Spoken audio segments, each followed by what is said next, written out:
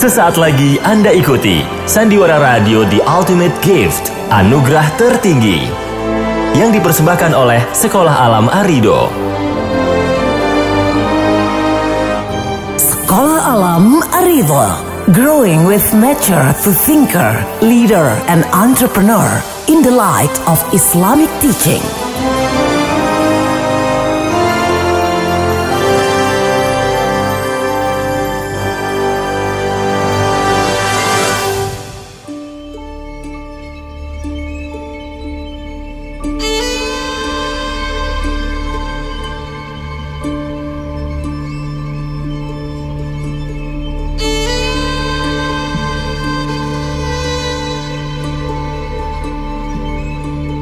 Di episode sebelumnya dikisahkan, Mr. Hamilton merasa sangat terpukul dengan kematian Mr. Red Stevens yang merupakan kolega sekaligus sahabat terbaiknya.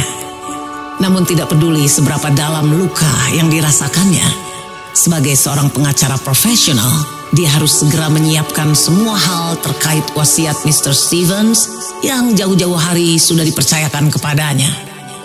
Setelah membereskan berbagai dokumen yang diperlukan, Mr. Hamilton pun mengumpulkan semua kerabat almarhum untuk membacakan wasiat yang ditinggalkan oleh Mr. Stevens. Pertemuan yang berlangsung di ruang meeting kantornya itu terasa kaku dan dipenuhi tatapan saling curiga di antara sesama ahli waris.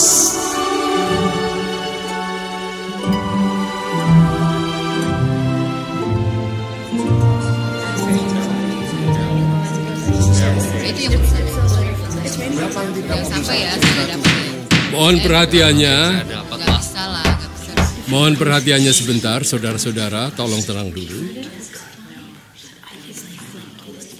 Terima kasih.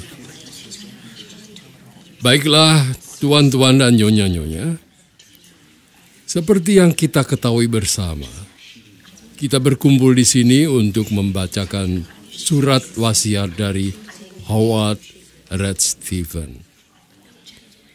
Saya tahu sekarang ini adalah masa berduka, di mana kita baru saja kehilangan orang yang sangat kita sayangi.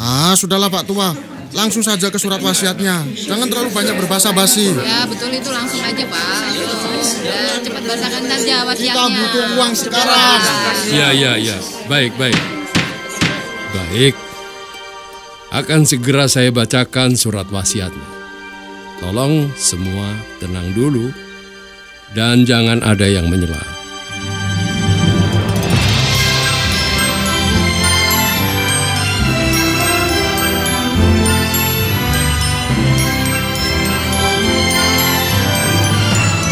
Anugerah tertinggi.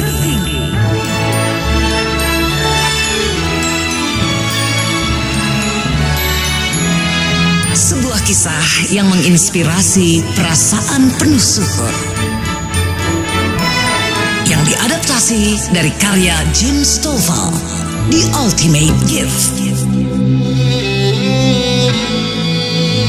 Diperankan oleh A.O. sebagai Mr. Hamilton, Tina Rahma sebagai Miss Margaret Hastings, Yoli Yohandi sebagai Jason Stevens, Alfie sebagai Red Stevens.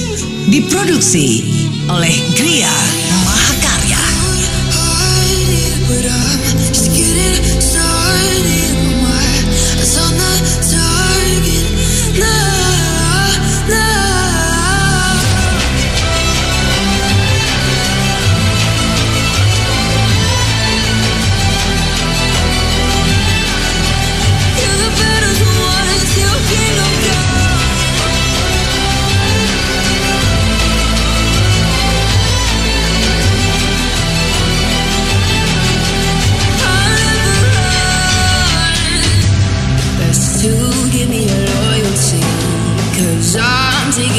You'll see, they'll be calling me, they'll be calling me royalty.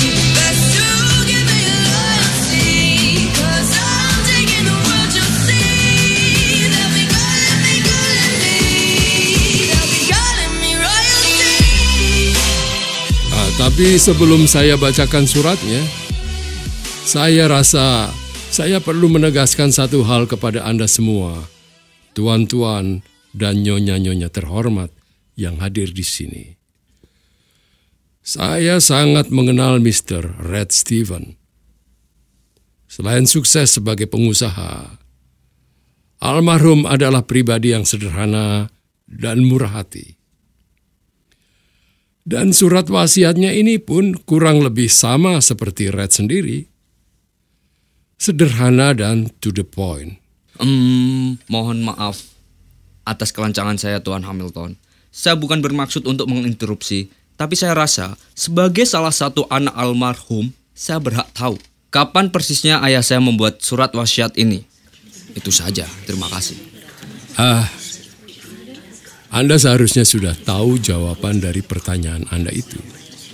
Kalau Anda memperhatikan dan membaca baik-baik undangan yang sudah saya bagikan minggu lalu kepada semuanya yang hadir di sini. Hari, tanggal, tempat, dan bahkan jam berapa Red Steven membuat surat wasiatnya ini tertulis jelas di kopian surat yang ia tulis dengan tangannya sendiri, yang saya lampirkan di undangan itu. Oh, begitu ya. Tapi saya... Maaf Tuan, saya tidak mau ikut campur urusan pribadi Anda. Dan seperti yang Anda semua minta tadi, saya akan langsung ke surat wasiatnya saja. Saya akan membaca langsung dari surat wasiat Red. Dan asal Anda tahu, surat ini adalah dokumen yang syah dan memiliki kekuatan hukum yang mengikat. Oke, dengarkan baik-baik isi surat ini. Yang pertama untuk Jack Stevens.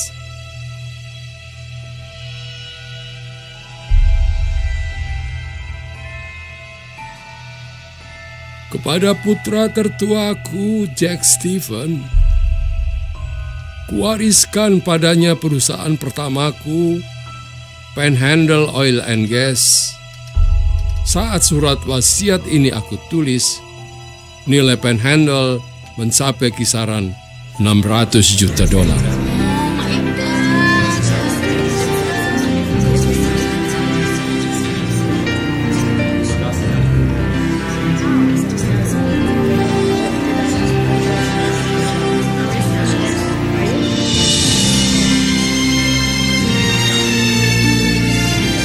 Begitu Mr. Hamilton menyebut nominal nilai perusahaan itu, suasana ruangan sontak menjadi berisik. Sejumlah helaan nafas berat, ekspresi terkejut, dan jeritan gembira yang tertahan terdengar memenuhi seluruh ruangan. Mr. Hamilton jelas terlihat tidak nyaman dengan situasi ini. Dia pun meletakkan dokumen yang sedang dibacanya itu ke atas meja dan memandang satu persatu ahli waris di ruangan itu dengan tatapan tajam, seolah-olah menyuruh semua hadirin untuk diam. Setelah suasana tenang kembali, Mr. Hamilton mengambil lagi dokumen itu dan melanjutkan membacanya. Sekalipun Jack akan menjadi pemilik tunggal perusahaan itu, manajemen dan operasionalnya akan kuserahkan kepada Dewan Direktur Panhandle yang sudah melayaniku dengan begitu baik selama bertahun-tahun. Jack, kau harus paham mengapa keputusan seperti ini yang aku ambil. Karena pada kenyataannya, kau tidak tertarik sedikit pun untuk bekerja ataupun belajar di perusahaan itu sewaktu aku masih hidup.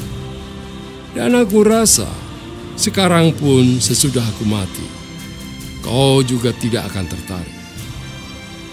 Membiarkanmu memegang kendali atas Panhandle sama saja seperti aku memberikan pistol berpeluru penuh kepada bocah yang masih berumur 3 tahun. Dan asal kau tahu, aku sudah memberikan mandat kepada Mr. Hamilton untuk membuat semua dokumen hukum yang mungkin dibutuhkan.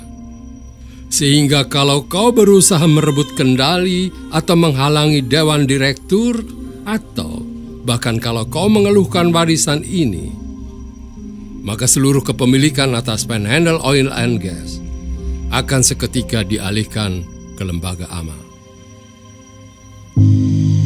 Nah, Tuan Jack Stephen, itulah wasiat untuk Anda yang dipercayakan pada saya. Ada yang ingin Anda sampaikan? Tidak ada. Ya, kalau memang tidak ada dan tidak ada yang ingin Anda sampaikan, silakan. Anda bisa segera meninggalkan ruangan ini. Miss Hastings akan mengantarkan Anda ke pintu keluar. Terima kasih.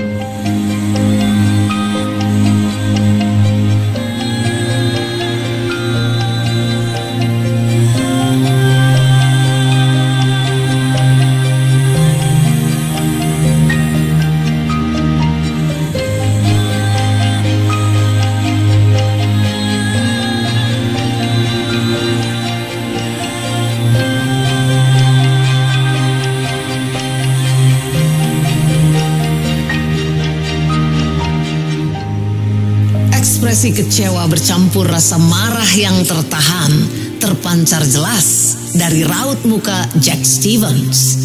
Mr. Hamilton sendiri tidak terlalu kaget dengan apa yang dilihatnya itu.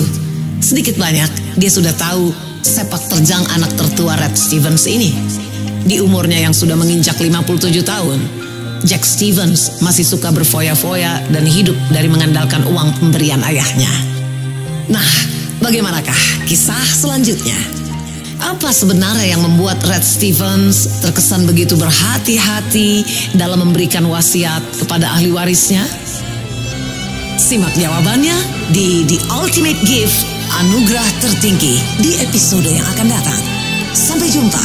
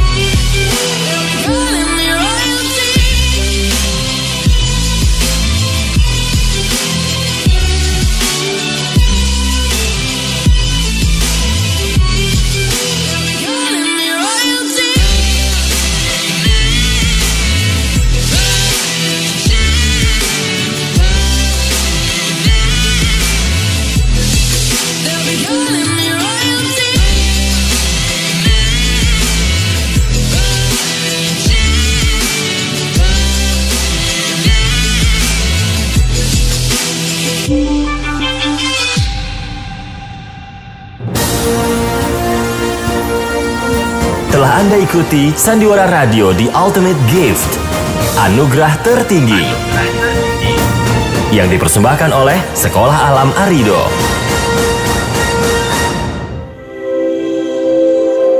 Allah telah menyebutkan dalam surat Ar-Rum ayat 41, telah nampak kerusakan di darat dan di laut disebabkan karena perbuatan tangan manusia, supaya Allah merasakan kepada mereka sebagian dari akibat perbuatan mereka, agar mereka kembali ke jalan yang benar.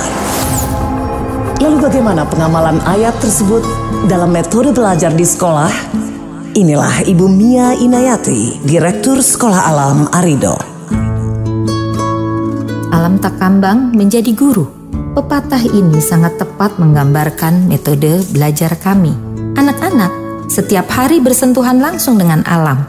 Kebun menjadi salah satu sarana untuk mengenal lebih dekat bagaimana alam semesta tunduk pada aturan Allah. Anak-anak belajar memahami beberapa tanda-tanda kebesaran Allah di alam. Dengan demikian akan menumbuhkan rasa kesyukuran setiap saat.